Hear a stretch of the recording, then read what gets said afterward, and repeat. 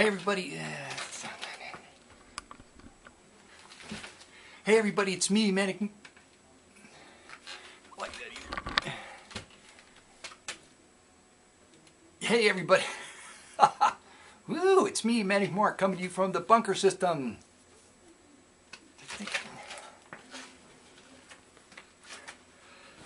It was so warm today. I went outside and I ran part of my route in a t-shirt and shorts, but down here in the bunker it's still kind of cold, so I just decided to put this shirt on I had laying here to kind of announce. Now everybody, it's just February. It ain't frickin' spring yet, so don't get too excited, but I can see the grass is already starting to grow and it's making me nervous about cleaning. I have too much stuff to do. Go, cut it out. Oops. I almost knocked over my Red's apple ale. It's really good. Okay, I'm going to have to cut out a bunch of stuff here because I got so many stories and I'm real manic today because I had 2 cups of coffee. And that's just too much for me. It gets me going. But first I'm going to start with, by the way, welcome new subscribers. Yeah, there's a few more. There's this thing now on YouTube where you don't have to have a channel to subscribe, apparently. I don't know how it works, but I noticed to somebody that doesn't have a channel yet, subscribe and they'll get notifications. So YouTube is sending out email notifications to people again. They stopped that, and frankly that was the only way I could keep up with the people I wanted to watch. Now how do people do it? How I do it is I just type in YouTube and the browser remembers the page and the videos pop up and I scroll through them and there you go. But there could be, anyway, there's got to be a better way. I like the email. I'm cutting that part out too. What else I was going to talk about? I've got stories. I'm going to tell the car story again because we have another chapter in the Car of Woe and Misery story. I've got records, not very many, but they're really good ones. It's going to be really tough to feature a song. So I'm going to feature more than one. So I'm just going to go right into the records to feature a song up front. And that is, I found a song poem album today from Columbine Records. They made song poems. I'm going to explain briefly for those of you who don't know what that means. A song poem, there's a whole industry built up around these little tiny ads you'd find in, I don't know if they were in comic books, I don't remember seeing them in comic books, but just low-end kind of, just magazines, whatever, low-end stuff.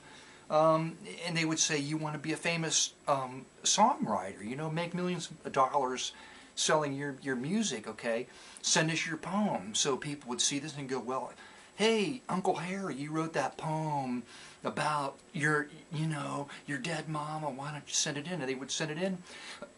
And the song poem people would just, they wouldn't even look at it. They would just send the letter back and say, you're going to make $1 million. Send us $75 and we'll make this into a song and see that you have it on a record, and the record will get out there and people will notice you, and then you'll make $1 million.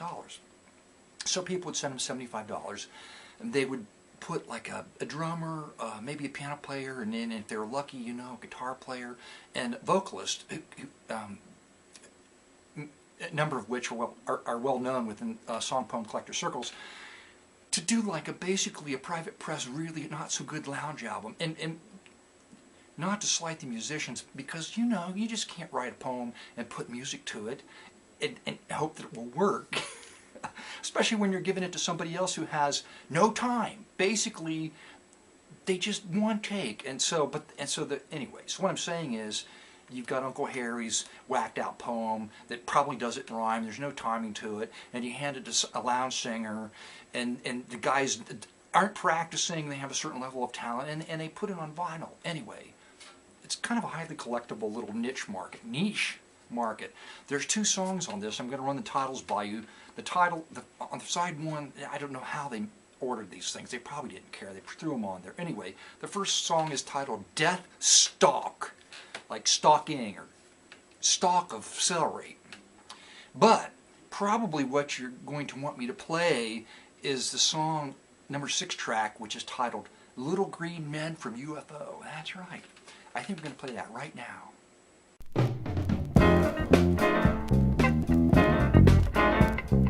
Hey man, before I get into my song, now don't think I'm wrong. I'm gonna tell you about a bad, bad thing.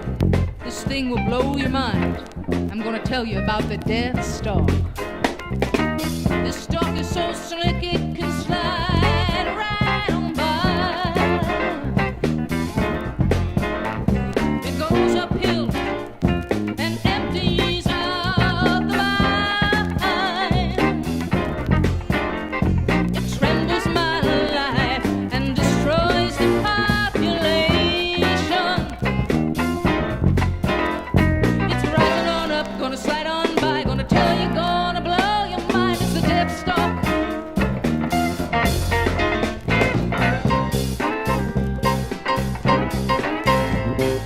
Summertime, springtime, or wintertime, oh, that old death stalk, baby, it just will not fall. Now I remember when I was young and lean. Now I don't wanna sound conceited, but it's you, the people I've always needed. Watch out for that death stalk now, baby.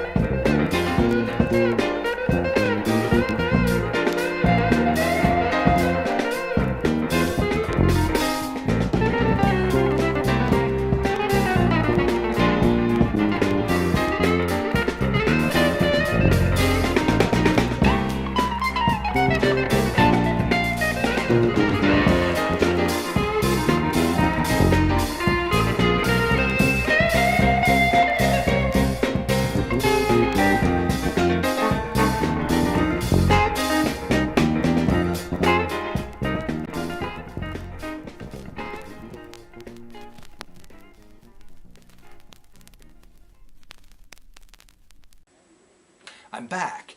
If I didn't play that song right now and I played another song like Deathstalk, it's because Deathstalk was better, even though the title, the Little Green Men UFO deal, was better. There may even be a better song on this. I don't know what I played off it, but I'm playing something off of that album. Now, let's go into the car story.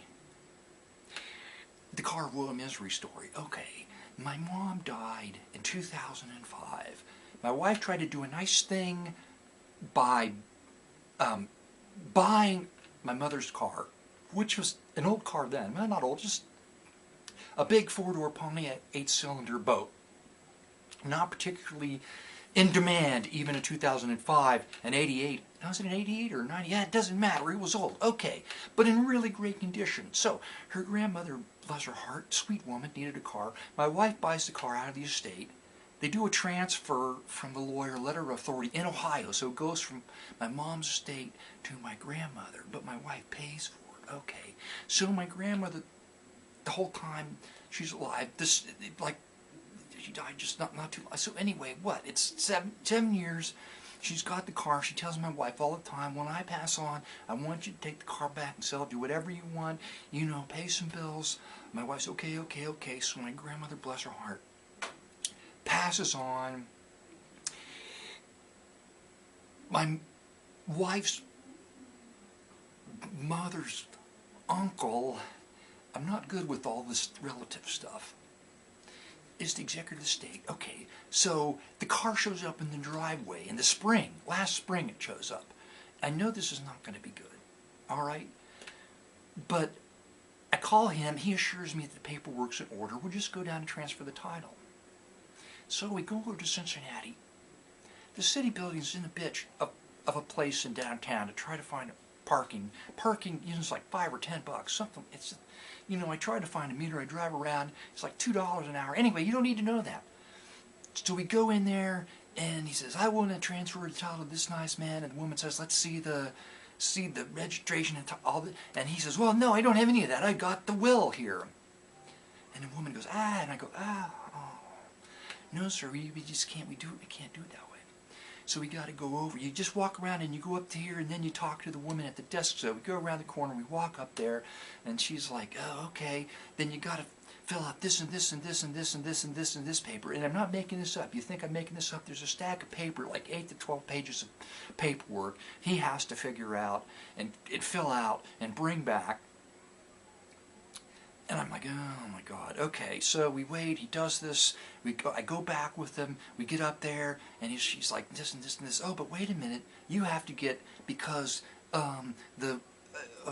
his brother died. He's in the will. The car's not even mentioned in the will. He dies. The car's got to be split up between all these people, including his kids. So then he has to get this and this and this paper and this paper, and we mail them out and say, this is for the car. They sign him. It all comes back, and then we go down there, and oh no, I go back, and I have to go in front of the magistrate. Like I said, I don't even know what a magistrate is. But I meet her. She's this bureaucrat sitting behind a desk. She's like, she's looking through the stack of paper. So I think I've got it all done. She goes, well, has the funeral been paid for? That's a question mark. I'm like, what am I supposed to do? It's just, how much is the car worth? I tell her it's for the car. How much is it worth? I tell her. She's like, she doesn't say anything. I said, what do I do? She goes, take this paperwork. She hands it to me and go down to the window down the hall and give it to them. So I do that. They charge me $100 to stamp. They stamp, they copy everything, all this giant stack of papers, and they stamp it with the big stamper, and they give me a receipt, and I'm like, okay, I've got what I need now. This has gone, whatever happened, it's gone through. Next time I go down there, we'll go and get the title transferred. So we get everybody in the car in a couple of weeks. We drive down there. I drop them off. I expect they're going to the place where the title gets transferred. No, they go to the building, up the stairs, and they call me on the phone. I said, where are you? They said, we need you to come down. I said, well, where are you? We're here. I said, why are you there when you should be here? But we're here. And I said, well, can't you call me back when you figure something out? Oh, my God. So they come back to the car. They don't call me back. They come back. They get in. And then they tell me that they need proof that my wife bought the car out of my mother's estate 7 years ago, so they can make the transfer. What the F? I don't know. What did we pay for? Why? Everybody, including me, were down there 5 or 6 times. Nobody ever mentioned any of this. I talked to the magistrate about the car, the paperwork.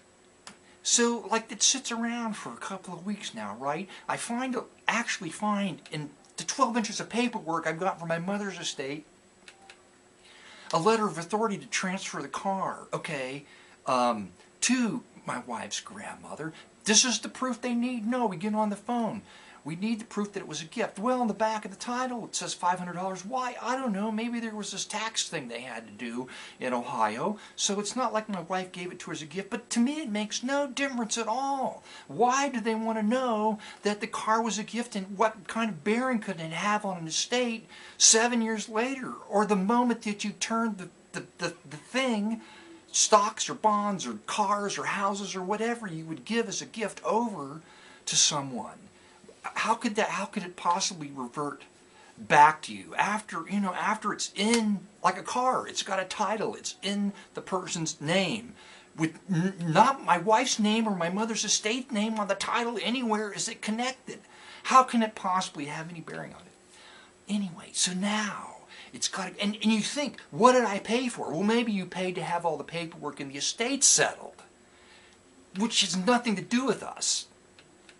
I don't know. It's not finished. They have to sign this and this and this for the car. The car's not, nothing is taken care of in the car with all that paperwork we did. Not at all. So it's going back to the executor, who's got to go to all these people again, I don't know why, to sign the goddamn paperwork, and then it's going to be towed out of my frickin' driveway where it's been sitting almost an entire year to go to Goodwill. And that's the end of that story. Wow, that lasted a long time. I'm glad you new subscribers tuned in for that story. There you go. And the song. What's next? There's more stories. Should I play a record? No, that's not going to work. I got to save one for the end. It's going to be too long. I got so many good records today. I could do 3 songs. What the hell? It's my video. Let's just show another record. This is curious. It's a label I've never seen. New World Records. Okay. It's called Introspection. Introspection? Yes, neglected jazz figures of the 50s and early 60s. I know nothing about this. However, I bought it because of a few song titles I've noted on the back. Into Orbit, Elmo Hope. Race for Space, Elmo Hope. And the song Introspection by Thelonious Monk is covered by the Booker Little Sextet on a label I've never seen. But on the same label, which I've never seen, I bought another album, apparently an avant-garde album. That's a cool cover, don't you think? It's avant-garde, and whenever I see soprano on the cover, I think cool, weird, spacey kind of space music. There you go. And any time I may break away for a song or story.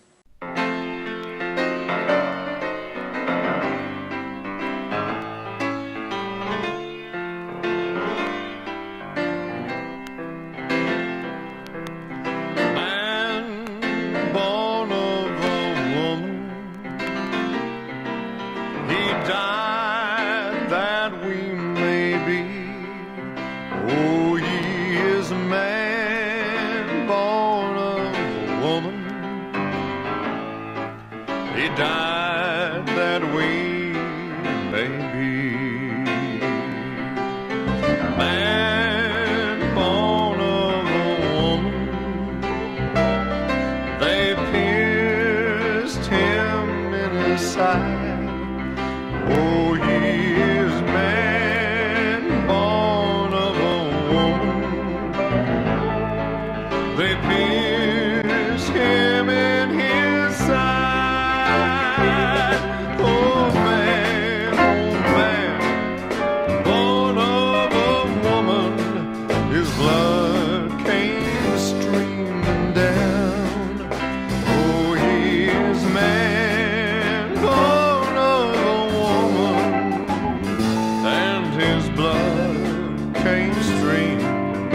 Down.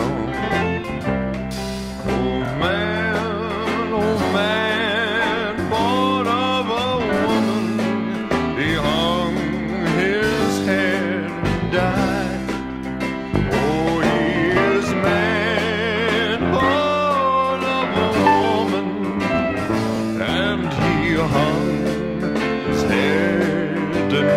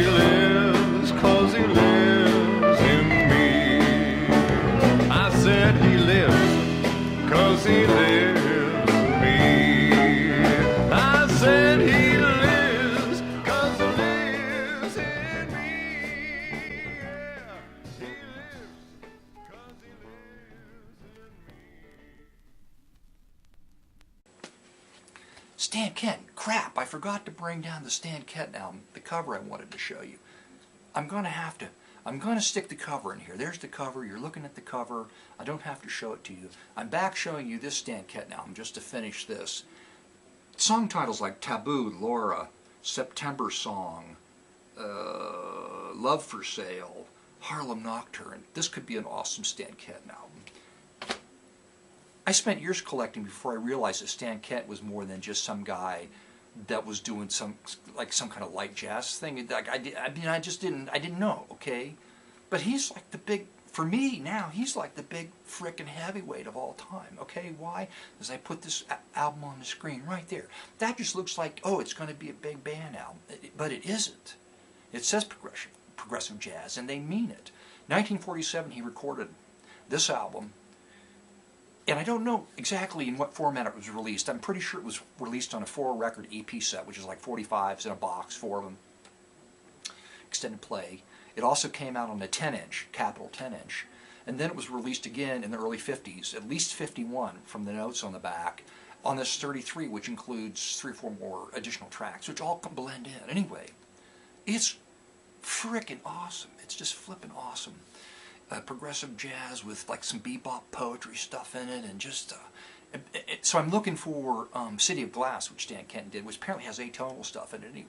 But you know, you listen to the music from the 50s and there's a lot of cool stuff, but you think, why didn't anybody listen to this record and go from there? You know, I mean, like, put that into pop music. It just didn't work out that way, I know. Anyway, go on. Okay, this was a cool find. It's just a fun cover. Okay, From Russia with Love, the Pink Panther Henry Mann CD. Look at that outfit she has on. That's super awesome. Okay. The music of Les Baxter, done up by Don Tayari. I probably butchered that. I don't know who he is. It's on Mercury. Fabulous covers, you know, glossy covers on Mercury. His orchestra, Exotique. Quiet Village is on this. The Bamboo Curtain. I don't know. Could be awesome. Here's another awesome artist, which I'm not going to be able to pronounce his name. I'm not even going to try it to do so. I have 2 or 3 of his albums. He's a West African. He's West African. I cut out the part where I said West African because that's not. Why did I even think that? He's from Africa. He brings over his percussion tradition. He blends it with Western jazz influences, and the records are always terrific fun to listen to. Okay, I don't have that one. And last but not least, it's Private Press, which could be great or may not be great. But look at that cover. It's Tony Smith. Tony autographed his giant turban, Tony Smith. Here's his band on the back. It looks like a 3-piece, probably kind of lounge, jazz, who knows, I have no idea. So at lunch today, has anybody paid attention to that? I'm not even going to go into that because that's just a downer thing. I should save that for another video. We're thinking of, we had an idea of how to make money, and that is to deliver liquor to your door. Find an old ice cream truck, and I wouldn't even change the tune. I would just let that ice cream truck tune play, because people are going to figure it out. They're going to figure out that it's not the ice cream man, it's the liquor man. The logo on the side is going to be the liquor man. We're probably going to come up with use the worst typeface I can find, which is this. I found an example of it. I put it on. If I didn't put it up here, the liquor man. I have no idea if I could find a typeface I'm thinking of. I can't remember the name. Anyway, basically, the liquor man's going to come around your house and make mixed drinks right at the curb. I think during the hotter parts of the year, like in the summer, it's going to be mixed drinks. You'll come out, you'll be able to get a drink right there with an umbrella in it right on the curb. It's going to be a 2-man team, which is going to be fine because the profit margin on mixed drinks and liquor, door to door, is much higher than ice cream. So we're going to have the designated driver because I'm going to be back mixing the drinks, and you cannot have a sober liquor man listening to that music. The driver's going to have those. I'm getting those Bose ear muffs, so it can cancel out that horrible dee dee dee dee dee. Oh my God! No wonder they're all serial killers driving those trucks around. So, but in the winter, we're going to turn the thing off because people are shut up and they can't hear it anyway. And we're going to deliver liquor to your door into little metal things. You know, if you're old like me, you used to get milk, you know, and you'd hear the milkman coming in, little tinkling, so the liquor bottles will tinkle. You go up to the door and you just pick up the empty bottles, you put them in, and you take them back. It's kind of like this cycle thing. The more you deliver to a house, the more you're going to be delivering as the weeks progress, because, you know, people want to drink more and more. If they're drinking a little bit, they're going to be drinking more. So look for us in your neighborhood, the liquor man. We'll be franchising the whole thing. The thing of it is, you just got to find a rundown ice cream truck and just take some primer and spray it over just the part where it says ice cream, the name, and just paint the liquor man. It doesn't have to be in a fancy typeface like I showed you before. You could just hand paint it with the black, some black paint and a brush. It don't matter. People don't care what the truck looks like. They just want the damn liquor. They'd be pounding on the side anyway. Go ahead. That's probably enough. Does it matter? No. We should just introduce who are you talking to? Why do you keep talking to yourself? Why? Because I'm the only person here. Self-decrapitory. That's it. Somebody told me I shouldn't be so self-decrapitory anymore. It's just stupid. It's just stupid. Oh, I remember. I almost forgot. I knew I had another story to tell. I'm writing a book. This is the first announcement. Will I finish it? Probably not. But I'm pretty heavy into writing it right now. It's a threadbare plot and very tired cliches I've thrown in to dress up the plot, which is threadbare. It's going to be great fun. I'm going to make a Kindle book out of it and put it on Amazon and become a famous author once they make a movie out of it.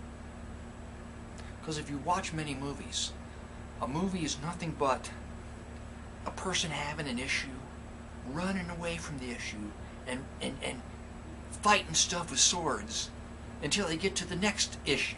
Okay? Then they fight that problem with a sword, or a magic ring, or a laser beam, or kung fu, and then they go on, maybe the next time, a car chase, and then they get to the next problem and they take care of that. And then they get to the end of all this string of problems and running around, and that there's some kind of solution to make people feel good about themselves. Or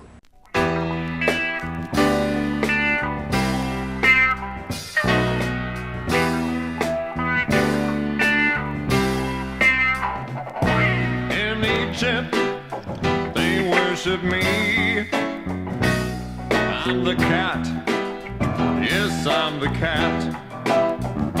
And because I bend not to the will of common man, they call me a mystery. When I catch and play with a mouse, they call me cruel. But though they dare to call me cruel, I know that you know I'm the cat. I'm the cat.